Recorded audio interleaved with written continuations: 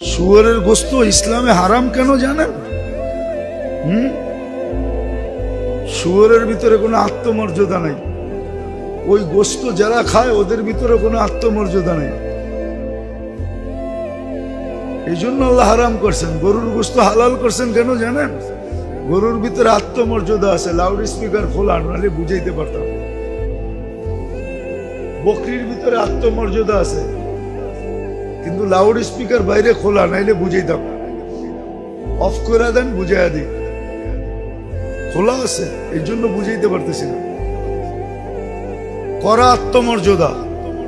ও থাকাকালীন যদি আরেকটা আসে তো জান দিয়া দিব, ওইটারে কাছে ভিড়তে দিবে না। এতটুকু ইশারায় বোঝেন।